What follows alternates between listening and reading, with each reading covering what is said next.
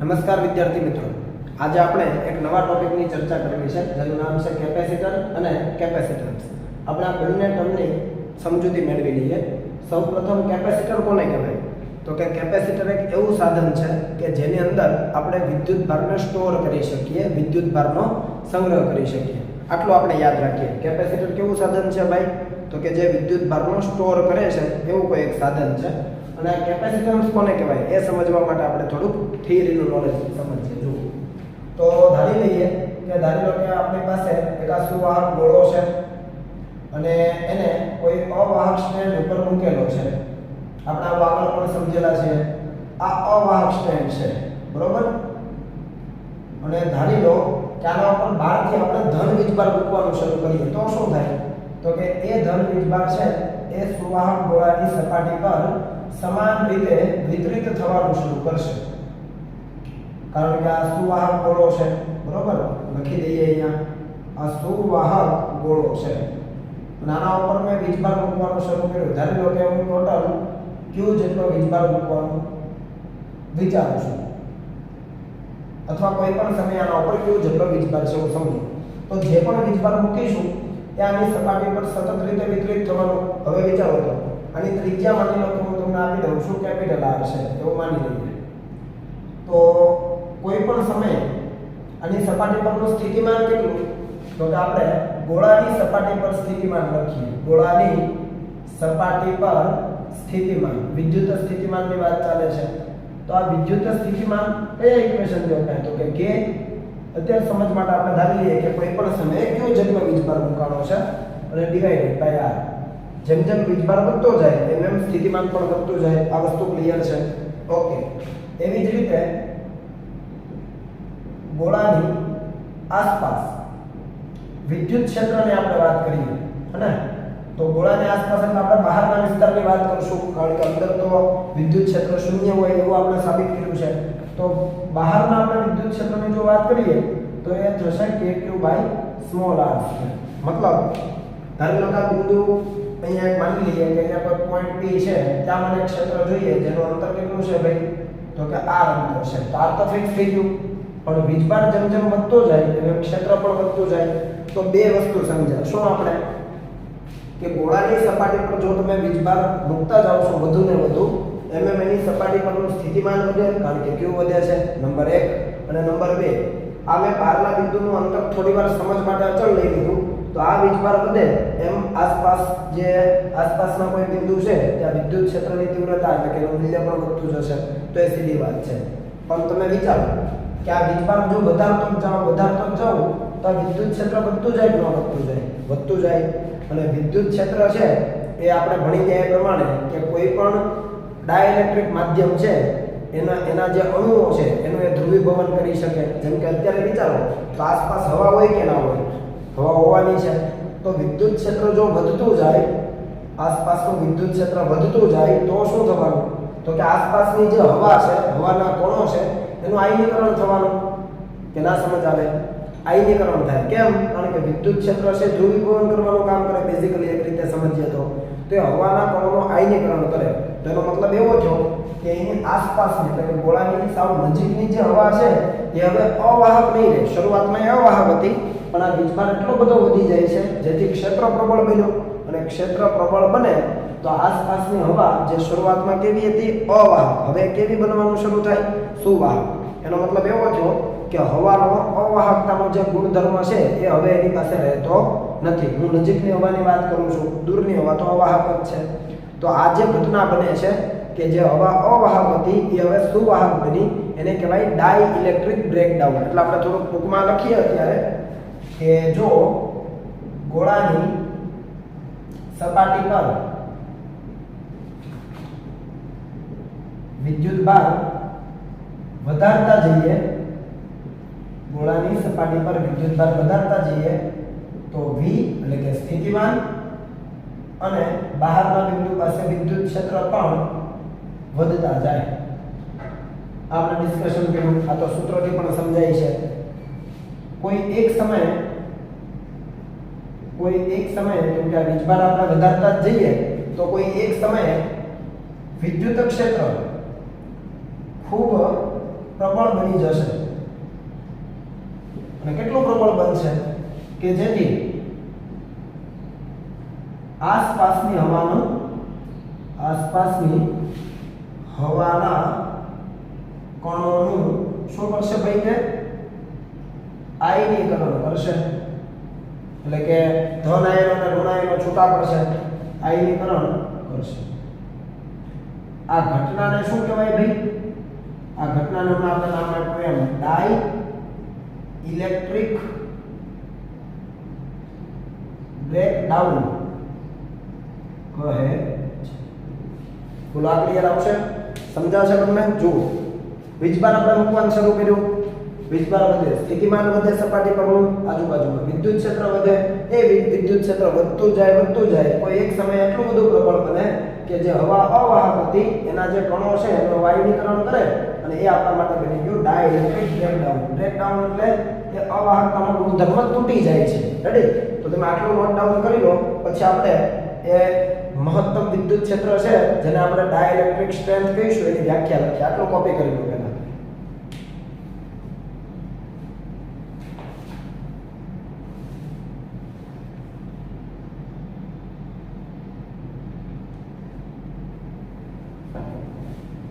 Okay, આગળ વાત કરીએ.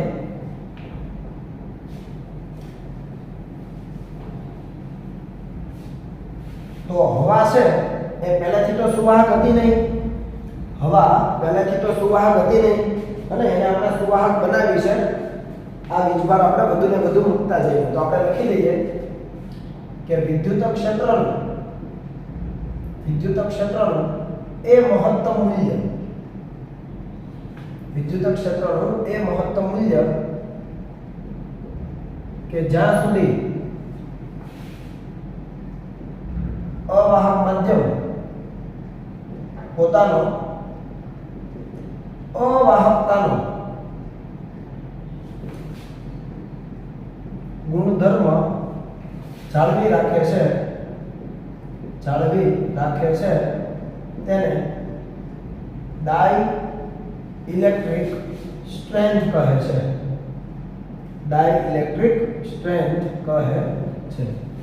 આ કોની વ્યાખ્યા આપે છે? આપણે એક રીતે વિદ્યુત ક્ષેત્રની જ વ્યાખ્યા છે. બરાબર સમજો. મેં કીધું છે વિદ્યુત ક્ષેત્રનું એ મહત્તમ મૂલ્ય, કેમ કે જેમ જેમ વીજભાર વધારે એમ મૂલ્ય વધતું જાય. કોઈ એક સમયે મહત્તમ બને અને ત્યારે પેલી હવા સુવાહક બની ગઈ અને અવાહકતાનો ગુણધર્મ એને તોડી નાખ્યો. તો વિદ્યુત ક્ષેત્રનું એ મહત્તમ મૂલ્ય કે જ્યાં સુધી અવાહક માધ્યમ પોતાનો કયો ગુણધર્મ જાળવી રાખે? અવાહકતાનો. કેમ કે એ મહત્તમ મૂલ્ય પછી જો મૂલ્ય વધ્યું તો તે સુવાહક બનવાની છે. તો અવાહકતાનો ગુણધર્મ જાળવી રાખે છે. એ જે વિદ્યુત ક્ષેત્રનું મહત્તમ મૂલ્ય છે એને ડાઇલેક્ટ્રિક સ્ટ્રેન્થ કહેવાય. અને એમસીક્યુ માટે એક સવાલ ઓલરેડી બોર્ડમાં પૂછાઈ ગયો છે કે હવા માટે ડાઇલેક્ટ્રિક સ્ટ્રેન્થનું મૂલ્ય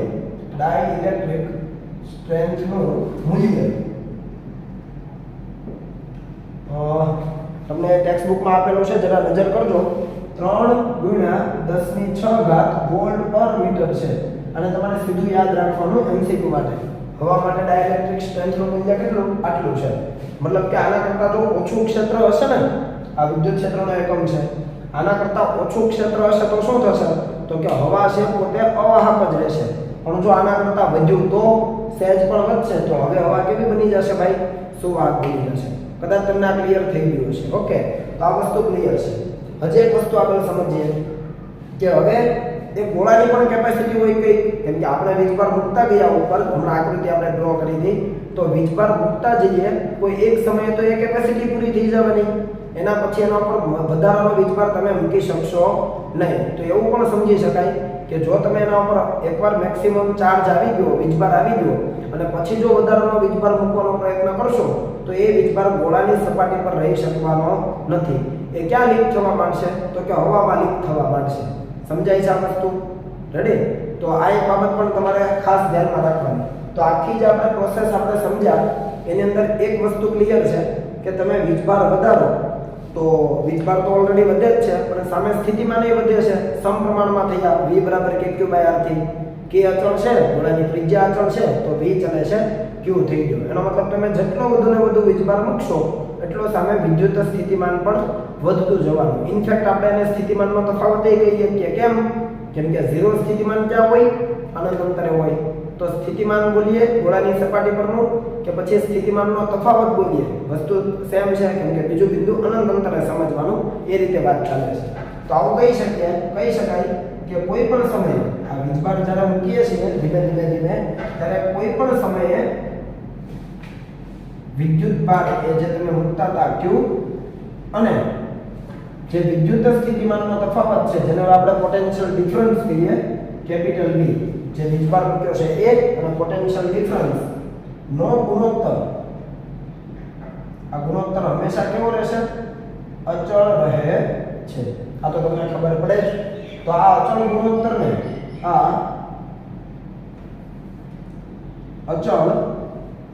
ગુણોત્તરને કેપેસિટન્સ કહે છે. આ અચળ જે ગુણોત્તર છે એને કેપેસિટન્સ કહેવાય. તો એનો મતલબ આનું ઇક્વેશન શું બની ગયું ભાઈ? C = Q/V.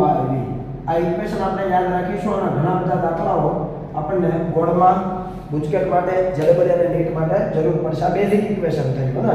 ફરીથી રિપીટ કરીએ છીએ. કોઈ પણ સમયે ગોળા પરનો વીજભાર અને એનો જે વિદ્યુત સ્થિતિમાન છે અથવા સ્થિતિમાનનો તફાવત છે એનો ગુણોત્તર હંમેશા કેવો છે ભાઈ?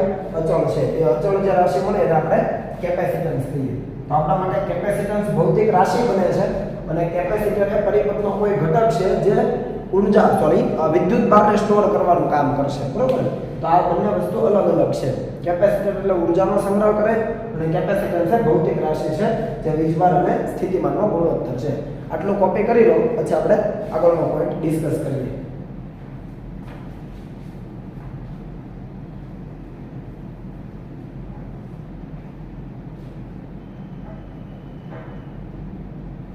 ઓકે, ત્યાર પછી આગળ વાત કરીએ કેપેસિટર કહેવાય કોને? આ તો આપણે સૂત્રથી સમજ્યા કે કેપેસિટન્સ છે આ. હવે આપણે કેપેસિટરની પણ અલગથી વ્યાખ્યા સમજીએ.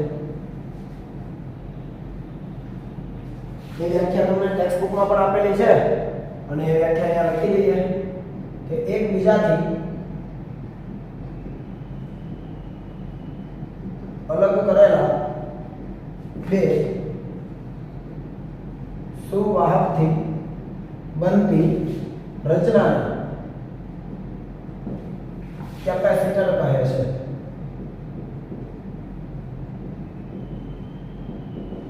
એકબીજાથી અલગ કરેલા બે સુવાહકોથી બનતી રચનાને કેપેસિટર કહે છે. આપણે એને થોડું વ્યવસ્થિત રીતે સમજીએ.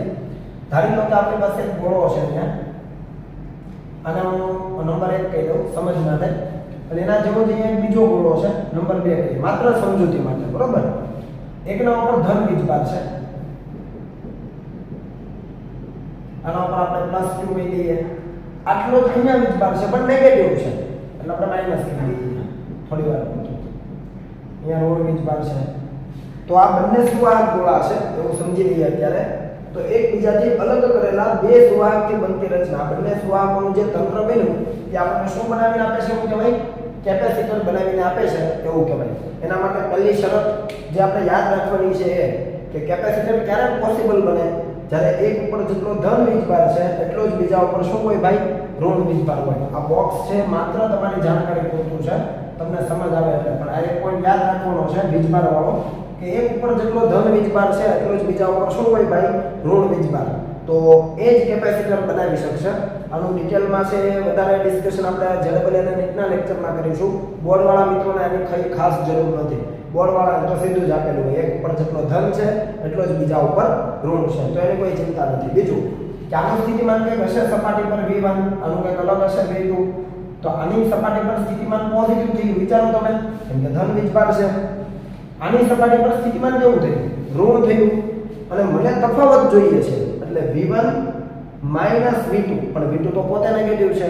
સમજ પડી? ફરીવાર આની સપાટી પર ધન સ્થિતિમાન, આની સપાટી પર ઋણ સ્થિતિમાન, મને સ્થિતિમાનનો તફાવત જોઈએ. એટલે વાત આ થતી હતી કે કેપેસિટન્સ = Q/V. V ને આપણે પોટેન્શિયલ ડિફરન્સ કીધું તો યાદ લીધો. તો આ Q તો સમજ આવે છે. કોઈ પણ એક પરનો વીજભાર લઈ લો એ આને કુલ વીજભાર પર ગણવાનો, કેમ કે કેપેસિટર પરનો કુલ વીજભાર તમે જુઓ તો જેટલો ધન છે એટલો ઋણ, તો પરિણામ એવો થઈ ગયો ભાઈ 0. એમ નથી સમજવાનું. કોઈ પણ એક પરનો વીજભાર છે એ અહીંયા લેવાનો છે મૂલ્યમાં. તમે એવું સમજી લો કે જે ધન વીજભારિત ગોળો છે એનો આ વીજભાર છે. ઓકે, અને આ બંને વચ્ચેનો સ્થિતિમાનનો તફાવત છે. એ રીતે આપણે યાદ રાખીશું. રેડી? યાદ રહેશે? એક ગોળા પરનો એટલે કે જેના ઉપર ધન વીજભાર છે એ વીજભાર અને બંને વચ્ચેનો સ્થિતિમાનનો તફાવત છે, મતલબ v1 v2. તો આ ઇક્વેશન તમને હવે કમ્પ્લીટ સમજાઈ ગયો છે. ઓકે, આગળ આપણે વાત કરીએ. આ જે ધન વીજભારિત ગોળો છે અને આપણે સમજી લઈએ કે ધન વિદ્યુતભાર ધરાવતા સુવાહકને કેપેસિટરની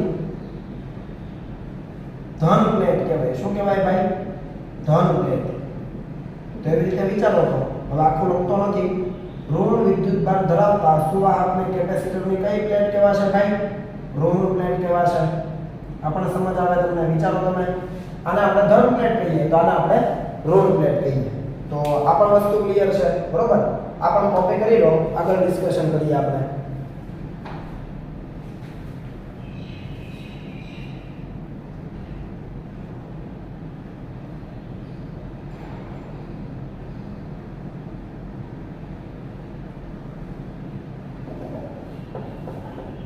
ઓકે, ત્યાર પછી આગળ વાત કરીએ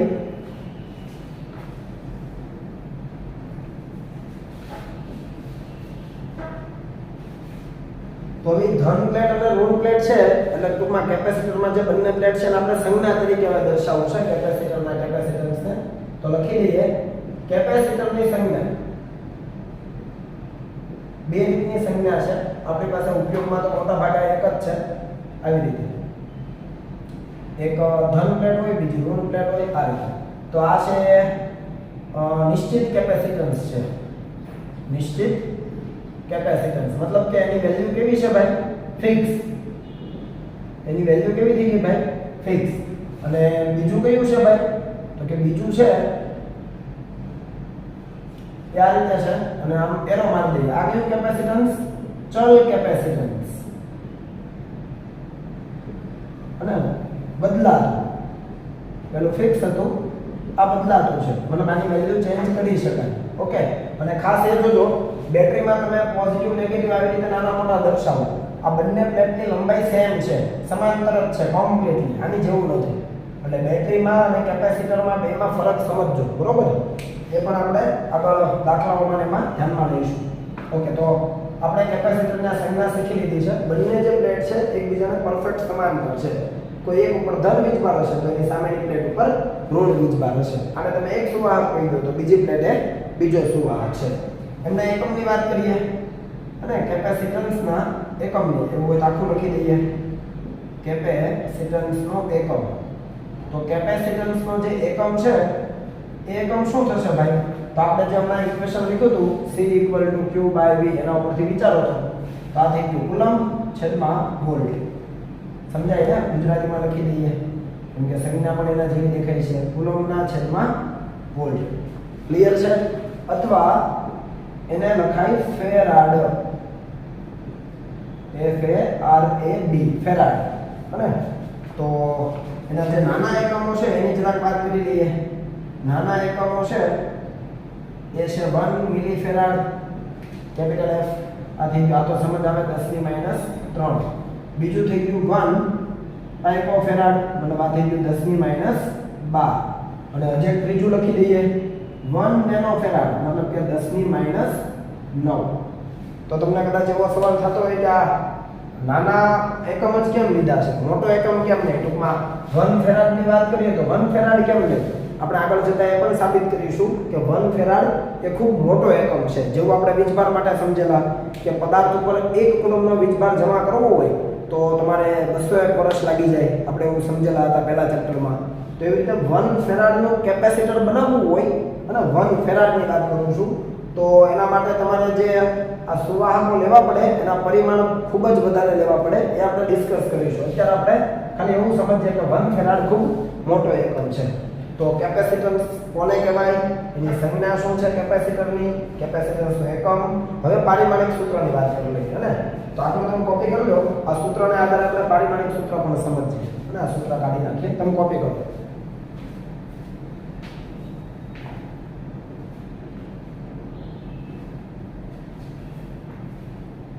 ઓકે, ત્યાર પછી આપણે એના એકમની વાત કરી લઈએ.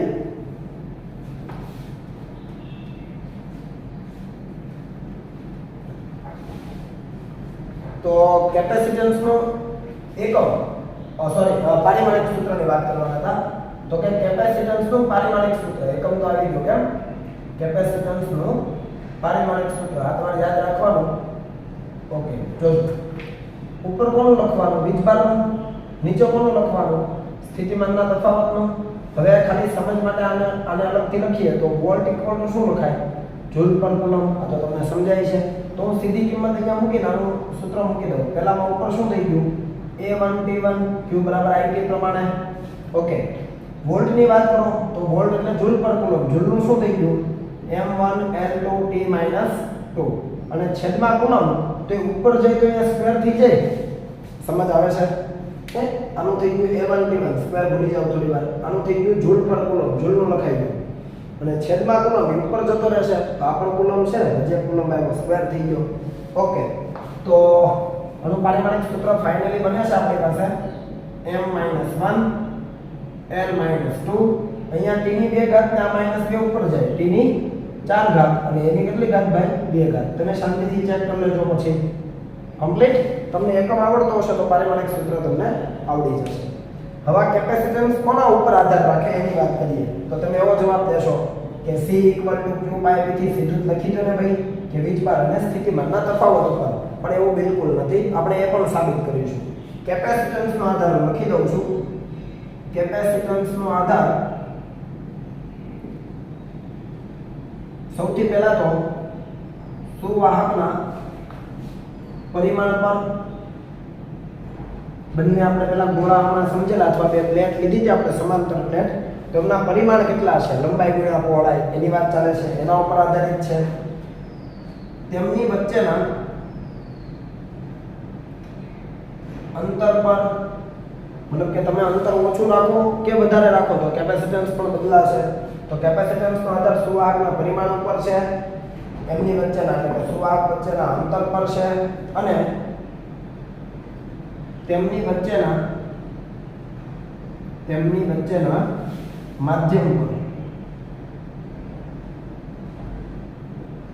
મતલબ કે બે પ્લેટ આપણે જે લીધી એમની વચ્ચે હવા હોય તો કેપેસિટન્સ અલગ. એની અંદર કોઈ ડાઇલેક્ટ્રિક પદાર્થ દાખલ કરી દો જેનો ડાઇલેક્ટ્રિક અચળાંક તમને ખબર હોય. આપણે ભણ્યા છીએ કે ડાઇલેક્ટ્રિક અચળાંક કયા ગુણોત્તરથી વ્યાખ્યાયિત થાય. તો તમે એની અંદર કોઈ ડાઇલેક્ટ્રિક પદાર્થ ભરી દો છો તો પણ એ કેપેસિટન્સ બદલાઈ જશે. અને મેઇન આ વસ્તુ છે કેપેસિટન્સનો આધાર એ પરિમાણ ઉપર છે, સુવાહકના પરિમાણ ઉપર, એ બંને સુવાહક વચ્ચેના અંતર ઉપર છે અને ત્રીજું એમની વચ્ચેના જે માધ્યમ આપણે ભરેલા છે એમના ઉપર છે. આને પણ આપણે ડિટેલમાં સમજવાના છે. ક્લિયર? તો આ પણ તમારે યાદ રાખવાનું છે. આટલું તમે કોપી કરી લેજો કન્ટિન્યુમાં. પછી થોડું હજુ એક ડિસ્કશન બાકી છે, આપણે પૂરું કરી દઈએ.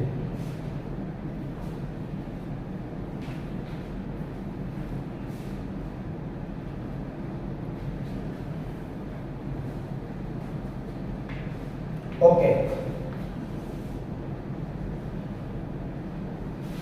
હવે એક MCQ ટાઈપનો સવાલ. જો કે થિયરીમાં છે ટોપિક પણ આપણે એને MCQ તરીકે ટ્રીટ કરીશું. ઓલરેડી પૂછાઈ ગયેલો પણ છે. જેમ કે આપણે પૃથ્વીની વાત કરી હતી યાદ હોય તો પહેલા ચેપ્ટરમાં કે પૃથ્વી છે એ ખરેખર ઋણ વિદ્યુત ભારનો એટલે કે ઇલેક્ટ્રોનનો ખૂબ મોટો સ્ત્રોત છે.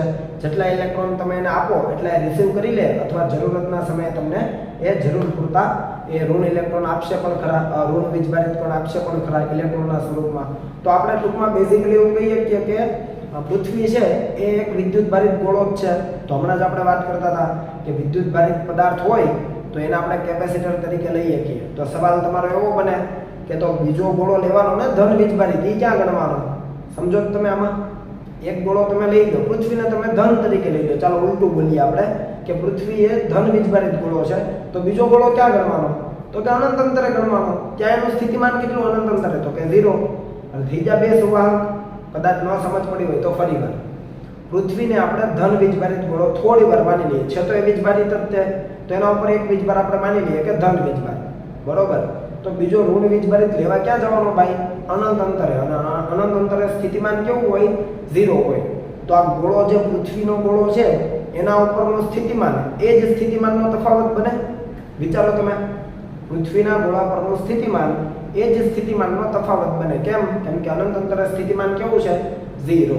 તો આપણે એ વસ્તુ સમજીએ કે q વિદ્યુત ભારિત કેપિટલ R ત્રિજ્યાના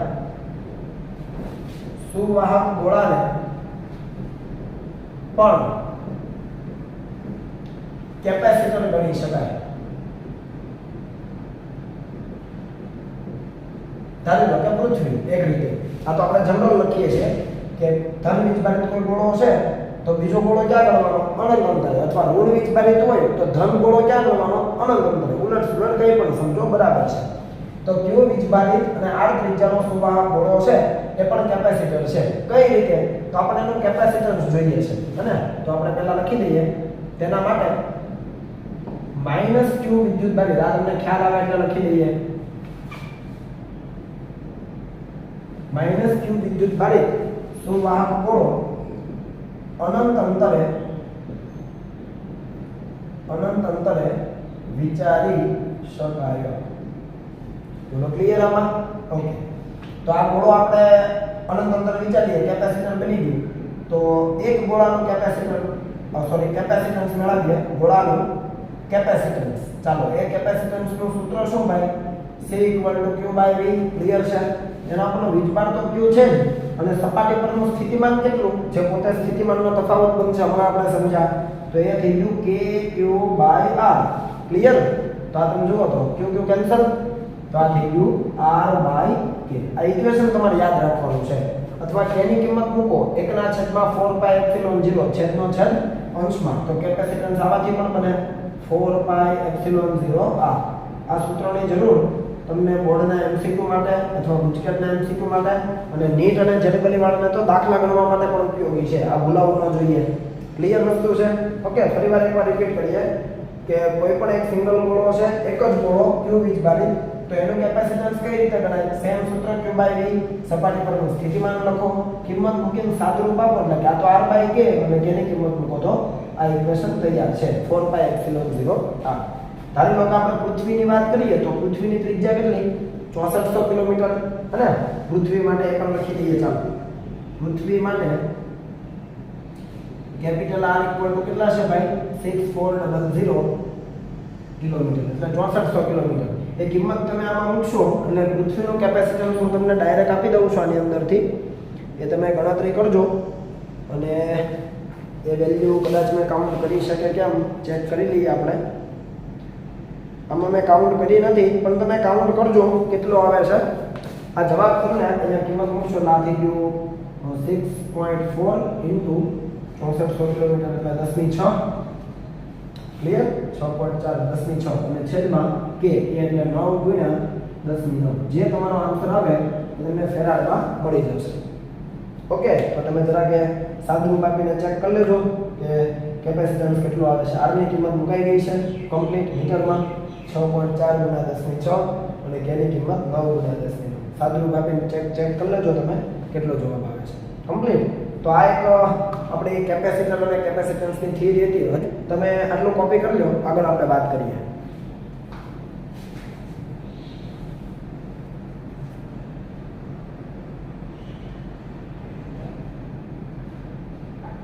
સમાંતર પ્લેટ કેપેસિટર. સમાંતર પ્લેટ કેપેસિટર આપણે સમજીએ. તો સમાંતર પ્લેટ કેપેસિટર નામ પોતે જ કહે છે કે કેપેસિટરની બે પ્લેટ એકબીજાને સમાંતર છે. સ્ટાર્ટ કરીએ. ધ્યાન આપજો તમે. અહીંયા ધારી લો કે આ ધન વીજભારિત પ્લેટ છે. આ અનંત લંબાઈની તમે સમજી સમજ માટે. અને અહીંયા એવી જ એક બીજી પ્લેટ છે જે પોતે કેવી છે ભાઈ? ઋણ વીજભારિત છે.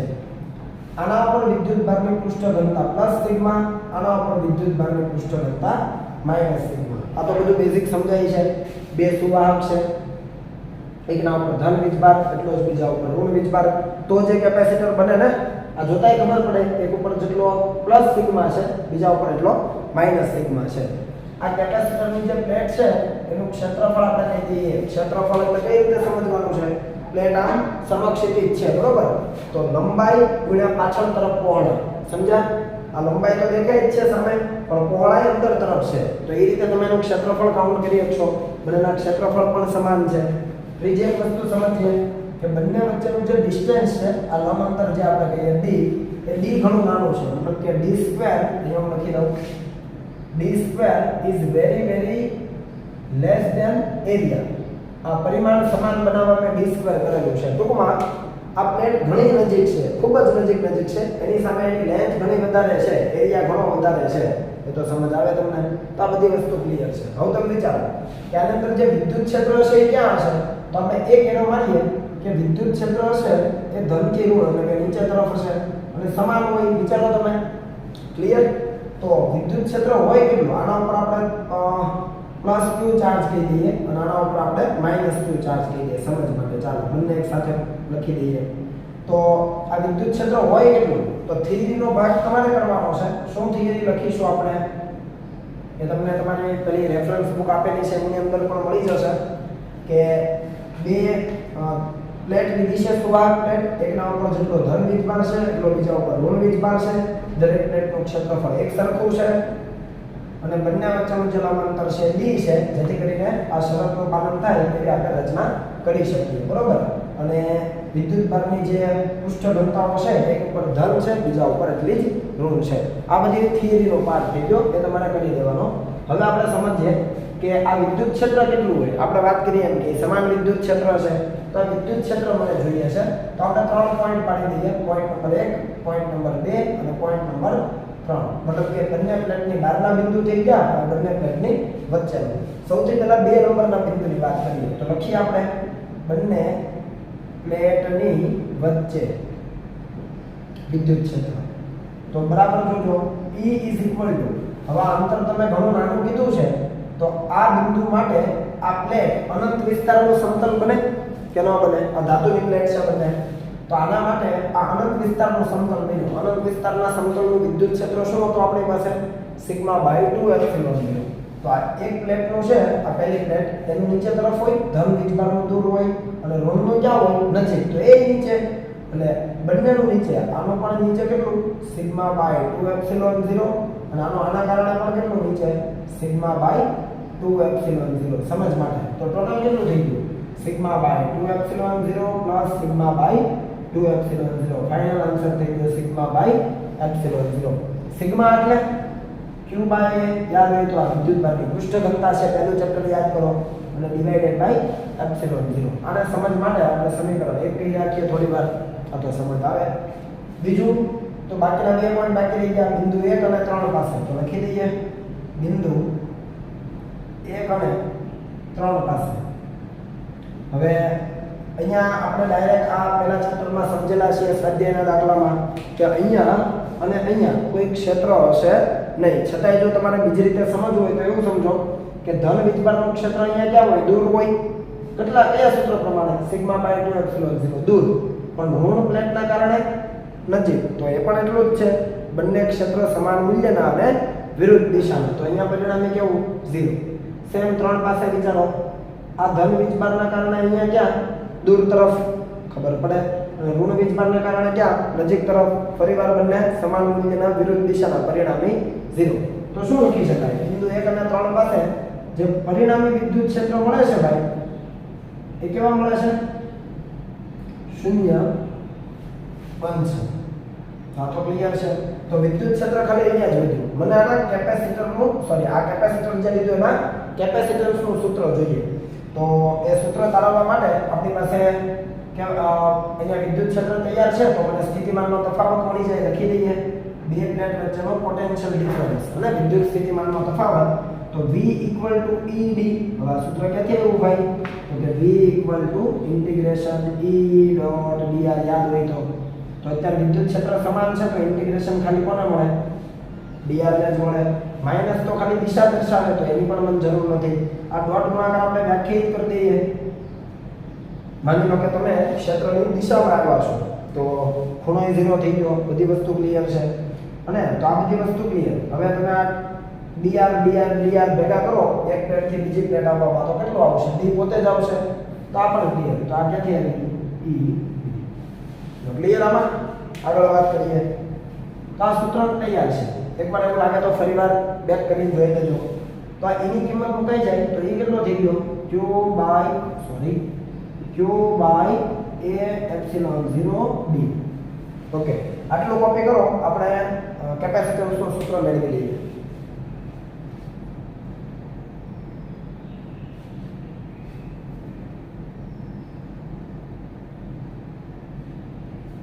ઓકે, હવે આ એકઈ વસ્તુની જરૂર નથી, કિંમત બધી મુકાઈ ગઈ છે. તો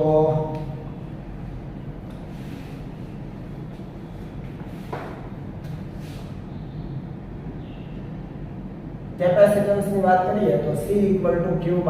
આપણે બેઝિક ડેફિનેશન, q તૈયાર છે, સ્થિતિમાનનો તફાવત એ તૈયાર છે, q તૈયાર છે, v ને છેદમાં જવા દો, એપ્સિલોન 0 એ ક્યાં જશે ઉપર છેદમાં b. તો આ સૂત્રને પણ તમારે યાદ રાખવાનું છે. આના ઘણા બધા દાખલા MCQ જનરલી નીટ બોર્ડ અને ગુજકેટમાં પૂછાઈ ગયેલા છે. આ સૂત્ર ભૂલાવવું ન જોઈએ. કોના માટે છે?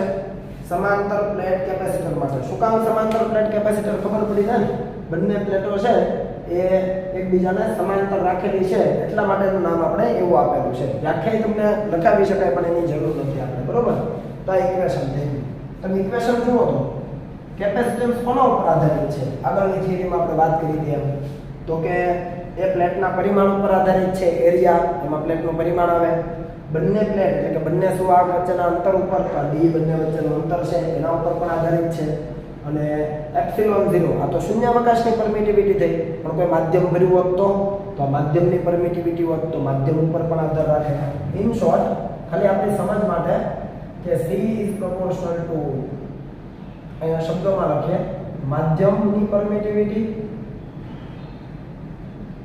એના ઉપર એક આધાર રાખે, પછી ઇઝ પ્રોપોર્શનલ ટુ 1 અપોન અત્યારે એરિયા છે તો પરિમાણ પર, ખાલી આપણી જાણ માટે, અને ઇઝ પ્રોપોર્શનલ ટુ 1 અપોન સુવાહકના અંતર પર.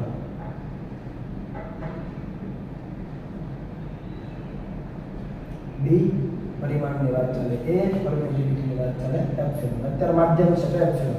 આ આપણી જાણ માટે ખાલી તમને સમજ આવે કે એના ઉપર આધારિત છે. ક્લિયર? તો એ પણ સમજ આવે. હવે તમને ટેક્સ્ટ બુકમાં એનું ઉદાહરણ આપેલું છે, આપણે એનો જ ઉપયોગ કરી લઈએ. ધ્યાન આપજો, એની અંદર તમારી પાસે ટેક્સ્ટ બુક હશે તો તમને ટેક્સ્ટ બુકમાં એરિયા આપ્યો છે. હું ખાલી કહી દઉં તમને, આ એરિયા આપ્યો છે 1 મીટર સ્ક્વેર. કેટલો? 1 મીટર સ્ક્વેર. અને બે પ્લેટ વચ્ચેનો આ ડિસ્ટન્સ ઘણું નાનો, 1 મિલીમીટર. આ 1 મીટર સ્ક્વેર, આ 1 મિલીમીટર છે.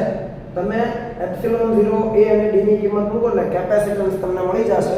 એ વેલ્યુ તમને આપી છે 8.85 ગુણ્યા 10⁻9 ફેરાડ. 8.85 ગુણ્યા 10⁻9 ફેરાડ. તો એક તમે એ જોઈ લેજો. તો આ નેનો ફેરાડમાં એવું ચેક કરો, બરોબર? હું ડેટા જે બોલ્યો એ રિવાઇન્ડ કરીને પાછો એકવાર લખી લેજો, કેલ્ક્યુલેટ કરો એટલે જવાબ મળ્યો 8.85 ગુણ્યા 10⁻9 એટલે નેનો ફેરાડ. કમ્પ્લીટ. તો આ તો પોસિબલ છે, આવું કેપેસિટર તો બનાવી શકાય, જે પ્રેક્ટિકલી પોસિબલ છે. હવે આપણે 1 ફેરાડ વાળી વાત બાકી રાખી હતી કે 1 ફેરાડ મોટો એકમ છે. તો સમજો, એમાં તમને ડેટા આપ્યો છે, વાંચજો બરાબર, કે તમને 1 ફેરાડનું કેપેસિટર જોઈએ છે તો બંને પ્લેટ વચ્ચેનું અંતર માત્ર 1 સેન્ટીમીટર લઈએ. અંદર તમે ચેક કરશો તો કેટલું આપેલું છે તમને? 1 સેન્ટીમીટર. હવે ઊંધું સમજો, અહીંયા આપણે કરતા બનાવી દઈએ. જેમ કે મને એરિયા જોઈએ છે, આ બધું જાણકારી માટે હવે પાછળનું. એરિયાના કરતા બનાવું તો capacitance into d divided by epsilon 0. Capacitance કેટલું જોઈએ ભાઈ? 1 ફેરાડ. ડિસ્ટન્સ કેટલું રાખવું છે? તો ટેક્સ્ટ બુકમાં આપ્યું એ પ્રમાણે 1 સેન્ટીમીટર. તો 1 ગુણ્યા 10⁻2 મીટર અને ડિવાઇડેડ બાય એપ્સિલોન 0 એટલે 8.85 ગુણ્યા 10⁻12. એકમ એનો જે રિસ્પેક્ટિવ આવતો હોય એ. આની કઈ જરૂર નથી એકમ મૂકવાની, પણ સમજ આવે. મારું મેઇન કામ આ ફોકસમાં લેવાનું છે કે કેપેસિટન્સ મને કેટલા ફેરાડનું જોઈએ છે? 1 ફેરાડ. તો તમે જ્યારે આની એરિયાની ગણતરી કરશો ને કેલ્સીમાં, ત્યારે તમને આંકડો જે મળશે એની હું વાત કરી દઉં. એ મળશે 10⁹ મીટર સ્ક્વેર. કેટલો ભાઈ? 10⁹. તમે ખાલી એરિયાનો જવાબ જુઓ, ઘણો મોટો છે. અને ધારી લો કે પ્લેટ ચોરસ છે, લંબાઈ અને પહોળાઈ સરખી છે, તો થોડી વાર પૂરતું L સ્ક્વેર લખો, ખાલી તમને અંદાજ આવે એટલે. બાકી એરિયા મળી ગયો છે, તમે ધારો આટલી લંબાઈ લો, ધારો આટલી પહોળાઈ લો, ગુણાકાર આટલો આવવો જોઈએ. પણ થોડી વાર ચોરસ માની લઈએ તો એનો L સ્ક્વેર લખી શકું એરિયાને, લંબાઈ ગુણ્યા પહોળાઈ. આના પરથી તમે L કાઉન્ટ કરશો ને, અહીંયા પહેલા તો 10 ની 8 કરો કે તો 10 ની 10 બનાવો, પછી એનું રૂટ કાઢવાનું થશે, બરોબર? તો એ તમે L કાઢશો ને તો એ તમને મળશે 31.62 કિલોમીટર. વિચારો તમે, મતલબ અંતર તમારા બે પ્લેટ વચ્ચેનું કેટલું રાખવાનું? 1 સેન્ટીમીટર. અને બે પ્લેટ છે આમ સમાંતર રાખી છે તો એની લંબાઈ કેટલી? 31.62 કિલોમીટર. પહોળાઈ કેટલી? એ આટલી. એવી બે પ્લેટ તૈયાર કરવાની. વિચારો, એ પોસિબલ છે પ્રેક્ટિકલી? 31 કિલોમીટરની પ્લેટ બનાવે ને આમ લંબાઈ કેટલી થાય? એ તો પોસિબલ જ નથી. તો એ પ્રેક્ટિકલી પોસિબલ નથી. એટલે જ્યારે 1 ફેરાડ ના કેપેસિટન્સની વાત કરીએ છીએ એ ખરેખર પોસિબલ નથી. એટલે આપણે નાના એકમમાં કામ કરવાનું હોય. નેનો ફેરાડ છે, માઇક્રો ફેરાડ છે, પાઇકો ફેરાડ છે, આ વસ્તુ કમ્પ્લીટ. તો આ જે ડેરિવેશન આપણે કર્યું છે એને કમ્પ્લીટલી તમે યાદ રાખજો. આ થિયરી બોર્ડની અંદર 2 માર્કની અંદર અગત્યની છે. અને આ આખા વિડીયો લેક્ચરમાં કંઈ પણ તમને કન્ફ્યુઝન થયું હોય તો એ તમે મને એઝ અ ડાઉટ તરીકે પૂછી શકશો, અથવા આપણી જ્યારે સ્કૂલ રીઓપન થશે ત્યારે તમને આ ફરીવાર છે એ આપણે ટૂંકમાં એને સમજી લઈશું, જ્યાં જ્યાં તમારા ડાઉટ અને કન્ફ્યુઝન હશે ત્યાં, બરોબર? ઓકે, કોપી કરી લેજો. મળીએ આપણે નેક્સ્ટ લેક્ચરમાં. Thank you.